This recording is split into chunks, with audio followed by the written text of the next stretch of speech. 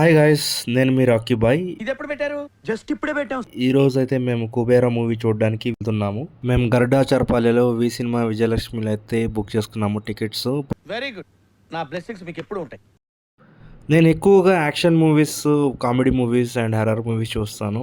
శేఖర్ కమ్ములది ఒక different type of direction అనేది ఉంటుంది. కానీ నేను రివ్యూస్ చూసిన దాన్ని బట్టి ప్రకారము స్టోరీ అయితే డిఫరెంట్గా ఉంది, యాక్షన్ బాగుంది. అదంతా విన్న తర్వాత సరే చూద్దామని నేను కూడా బుక్ చేసుకున్నాను టికెట్. నీ హాబీలు కోరికలు తొక్కతోలు నాకెందుకురా? సో నేను చూసిన తర్వాత ఎలా ఉందో రివ్యూ నేను ఇస్తాను. నా రివ్యూ కోసం మీరు వెయిట్ చేయండి.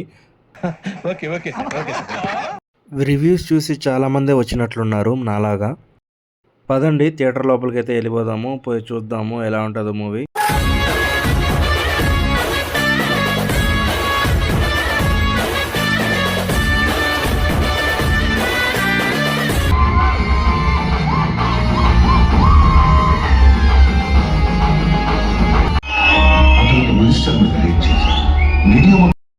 ఇప్పుడే మూవీ కంప్లీట్ చేసుకొని ఇంటికైతే వెళ్తున్నాము.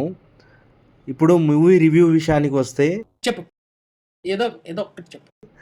సో ముందు పాజిటివ్స్ గురించి మాట్లాడుకుందాం. పాజిటివ్స్ ఏంటంటే మెయిన్గా ధనుష్, రష్మిక, నాగార్జున గారు వీళ్ళంతా పెట్టిన ఎఫర్ట్స్ అవి చాలా పాజిటివ్ అండి. ఎందుకంటే ఈ స్టోరీకి వాళ్ళు చాలా ఎఫర్ట్స్ అనేది పెట్టారు. ఒక ధనుష్ అయితే బెగ్గర్గా యాక్ట్ చేయడము, అలాగే చెత్తకుండెలో చాలా సీన్స్ ఉన్నాయి. సో ఆ ఎఫర్ట్స్, ఆ శేఖర్ కమ్ల టీం పెట్టిన ఎఫర్ట్స్కి అయితే అప్రిషియేట్ చేయొచ్చు.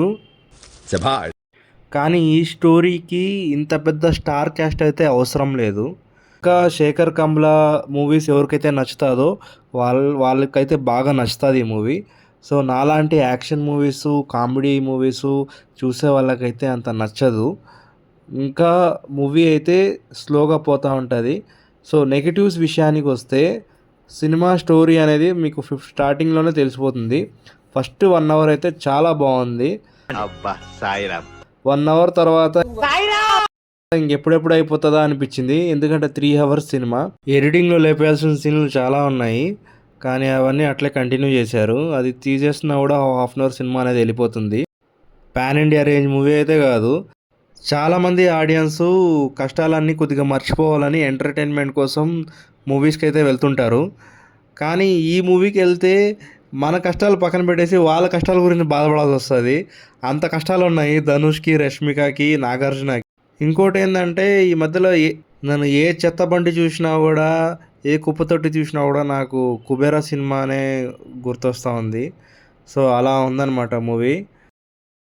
నా రివ్యూ మీకు కొత్తగా అనిపిస్తే లైక్ చేయండి, చెత్తగా అనిపిస్తే కామెంట్ చేయండి.